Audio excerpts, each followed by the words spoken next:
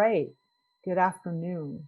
Good afternoon. Thank you, everyone, for being here. My name is Ilana Kaufman. I'm the director of the Jews of Color Initiative, and I'm just so happy to be able to be here and host this interview. I want to welcome Matt. Thank you. Good afternoon. And I want to welcome Tamar to the screen.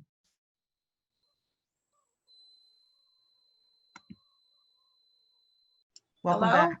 Welcome back. Can you hear us? Can you hear I me? can hear you. I can't see you though. Okay, we can see you, my friend. Okay. And it's looking we're good. We're good. We're good. Okay, this is so weird, but yeah, let's right? go. Let's just press. keep on. Let's press on. Let's press Okay. on. So yeah, I Okay. was asking you about pursuing being a rabbi, and the first question was, given that you're out there fighting the powers of oppression, how did you interpret the feedback that you would not be allowed to pursue being a rabbi because one of the reasons is because you're a woman? Just how did that sit with you, and how did you feel about that? Like I said in the movie, like, you know, they say there's fire in a woman, and, you know, she can either build you a fire with it and warm your home, or she can burn it to the ground. And I really did have to make that decision. Which one do I want to do? And I love the community that I came from. I love my people. And so, of course, I don't want to burn it to the ground. I want to help them along. I want to bring them into the new millennium. I want them to be able to offer new opportunities to the girls in our community. So I had to stay the course. And if I'm nothing, I'm persistent. 6 years sitting on a corner shows you got to be persistent. And I am. So the thing is, I'll wait them out. Just because you say that I can't be a rabbi as a woman, that's because you haven't bestowed the title upon me, because you haven't given me smicha. It doesn't mean that I'm not going to show up and do my job every day. I've been trained to be a rabbi. It doesn't mean that just because you don't call me one, that somehow just voids all that out. It doesn't. It doesn't. I still am very much who I am. God qualifies the called. He doesn't call the qualified. That's not how that works. So every day I commit to this. And the work that I do every day is God's work. It's the work that Jews are supposed to do. It's the work that rabbis are supposed to do every day. So whether they ordain me or not, hey, I don't care. At this point, it really doesn't matter much to me, because it doesn't change the work. It doesn't change the fact that I'm going to get up in the morning and I'm going to do the work. I don't care if they don't recognize me as a rabbi doing the work, as long as the work gets done. That's what it's about for me. Beautiful, beautiful. There's lots and lots of questions in the Q&A box about you becoming a rabbi.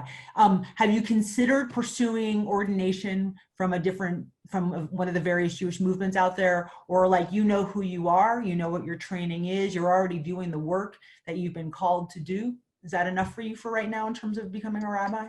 Yeah, I don't want it from another community. Yeah. Because, I mean, I'm not the only woman in my community. My daughter is a girl was a girl that grew up in our community. There are other little girls growing up there. So if I don't stay the course, will that opportunity be offered to any little girl or any young woman that's coming behind me to be ordained from another community? No, maybe not. Because this is their community, because women are important, and because girls are important. And so, no, I have to stay the course. So, I mean, maybe I'll push the door open a little bit for them, or, you know, maybe I might be the one to open it for them to come through behind me, but I don't know. But I know that this is the community where I was studied. This is where I was trained. So this is the only place where I will accept smicha. Right on, right on. I understand. I love that. Let's talk about sort of what's happening in our country right now. And I don't want to actually ask you about anti-Semitism. I don't want to ask you about, I want to just ask you about how do you, in your fullest, most powerful self, make sense of this moment right now in terms of what's happening in response to racism, what's happening in response to the white supremacy that this country has known for so long, what's happening in the Jewish community about what I think I see, which is our community becoming more and more awake. It's like the shofar is blasting and people can't not hear it anymore. What do you see out there? What sense do you feel hope? Like talk to us a little bit about this moment tomorrow. It is a momentous time that we're living in. And I think that sometimes we can, you know, kind of get caught up in everything that's going on because everything is happening at once and it's moving so fast. But sometimes we really have to stop and we really have to think about we're in the middle of history. They will write books about this time, about 2020, about what's happening in this country, in this world at this time. And you want to take stock of where you are in it. Were you a part of it? What were you doing? What did you say? What did you do? How did you help? How didn't you help? Did you just watch? How active were you at this time? What part did you play? You want to, right now, we can all be a part of history. And so I think that things are changing. I think the ship is being righted. I think the world has been upside down, and I think it's kind of starting to turn right side up now because this is just something we're seeing all over the world. It can't go on the way that it's been. There are too many poor people. It's too much. There's way too much of people not caring about each other. The world has to change, and it's starting to. The Jewish community is powerful. Here we all are together doing this together. Clearly, it's racially diverse and diverse in all kinds of ways. What kind of Jewish wisdom do you draw upon? And I know this moment is part of all moments. Like you are part of movements, whether it's happening today in terms of what's the response to the Black Lives Matter movement or the work you've been doing with Mask on the Corner for so many years. What are the core Jewish values that you, not really beyond draw upon, Tamar, like propel you, that inspire you, that motivate you to keep on, given how difficult some of the reality of the racism, the gun violence, the murdering of our children out there? What's the Jewish values that you and the Jewish wisdom that propel you? Well, I just lost a kid the other day, just 2 days ago. I just lost a kid. He was shot 18 times in broad daylight. And the thing about it is I was taught when you save a life, you save the whole world. When you take a life, it's as if you killed the whole world. Being taught that as a child and you grow up knowing that you have the power to save the whole world. I know that that was one kid that I lost, but it's 50 more out there. And so every day I do whatever I can to make sure that I save those lives and I protect all of those worlds. And I have the power to do that because I'm a Jew, because I was taught that I have the power to do it.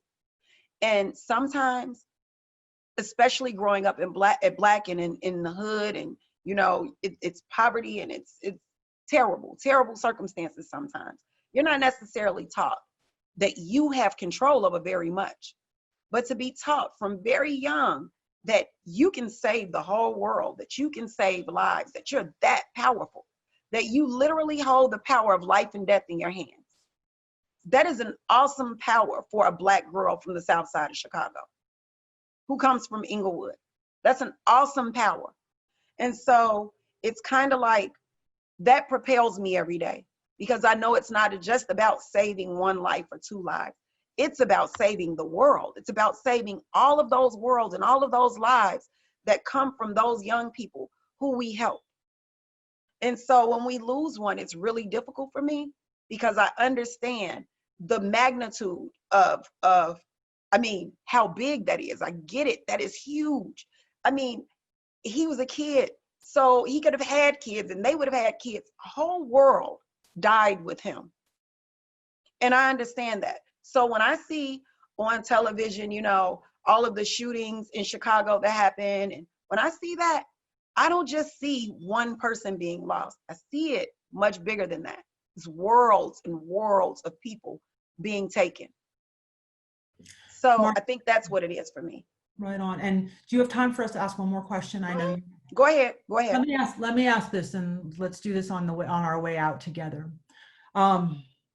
Yeah, everyone needs to have a mindset that we are saving lives together, and that this is about all of us, and one death is about all of us, one new life is about all of us, and we are the only and essential connective tissue between one another. It is about us, and we're relying on us.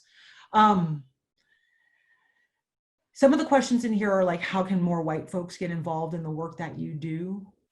And I want to expand that because everybody's asleep somewhere for something Yeah. where we all need to do something more together. What can you tell us? What do you need to tell the audience before you go about how folks can get more involved in saving lives, saving souls, saving spirits, saving our people? First thing that I've realized, that I've learned in all of my years of doing this work, first things first, you have to put your own personal fears and biases aside. You know, I get people who say they want to help and they want to come down to the block, but they're afraid. So, but the thing is, the statistics doesn't support that fear. So the fear is you might come down to the block and you may be murdered, but white people don't get murdered on blocks like mine. So there's really no reason to be afraid to go there. And the thing is, the bias becomes you leaving your community, not necessarily you coming into ours. There's no bias. Black people don't look, when you see it in the movie, on the block, when white people show up, nobody says, oh my God, we're going to kill them or we're going to rob them. That's not how that happens. Those people are welcome there. But the thing is, Black people aren't so welcome in your communities, in your neighborhoods. Your neighbors aren't Black. And so when I go places, people automatically feel like I'm more comfortable being in their communities where it's all white and it's beautiful, but it's all white. I'm no safer there and I'm no more comfortable there than you are when you come into my neighborhood. But I have to put those things aside because we are Jews, because it is about broadening everyone's horizons and making everybody see each other differently. Not just see each other differently, but actually see each other as human beings. So first things first, separate your personal biases from the actual facts. If nothing bad happens to white people in a certain area, it's okay for you to go there. You can go there because chances are you got to go places to help people. It's not just easy as writing a check anymore. You got to go and see what's out there. And the thing for me, you can now, we have a program called the Study Buddy program, and you can actually tutor wherever you are. You can sign up to be a study buddy from wherever you are, anywhere in the world. You go there and you help kids who are e-learning right now. So they need a lot of assistance. So we're doing remote tutoring. You can sign up, you get assigned a family, and you help a kid with whatever it is that you can help with. But we try to make helping easy, because from what I understand, what I realize, people want to help. They just don't know what to do. And so we try to make it as easy as we can for people to get involved. So you can go to the website, you can sign up to be a study buddy. You can come to Chicago and you can sit on a corner with me and get mani-pedis, or you can even go and start a mass chapter, or not even a mass chapter. Just go set up a tent and start feeding people on a corner in your city, wherever you are, who may be able to benefit from this. That's all. It's that simple. And tell us on the way out, like, how do you build community with people? Is it like when you're sitting on the corner, is it talking story? Is it talking politics? Is it talking power? Is it eating matzo ball soup that we saw in the film? Like, how are you building that community when you're working with people? It's letting everybody talk. Yeah. It's letting everybody be a part of the conversation. And I mean, whatever that conversation may be about, you might have a soccer mom from some of the wealthiest suburbs in Illinois, and a mom who doesn't have a job at all on the South Side, having a conversation about how to get a 4-year-old to eat green vegetables. We've all been there before. So there's always a common thread that we can find. If we want to build community, we're always going to find a way to do that. We just create spaces where people can come. And it's not your temple, it's not my temple, it's not your church, it's not any of that. It's not your house, it's not my house. It's just a tent on a corner. Just everybody's here, just hanging out. We have to create more spaces where we can build community, where these things can happen organically, where everybody feels safe to just be who they are. We have to do that. I love it. It sounds like a very Jewish idea of us all coming together in a tent somewhere. Under a tent. Yep. Right, yep. right Very on. Old Testament. Very That's Old Testament. right on. Right here we are in Numbers right now. Yes. Yes. Right on, right on. Tamar, thank you for everything that you do out there. Thank you for spending this time. Thank you for muscling through with the technical difficulties. Appreciate you, and I hope to be in proximity with you at some point soon. Yeah, we'll see each other soon. Thank you. Thank you, everybody. Thank you, Glad everybody. you guys Thank enjoyed you, the movie for the ones who did enjoy the movie. Thank you. Take care, everybody. Thank you so much.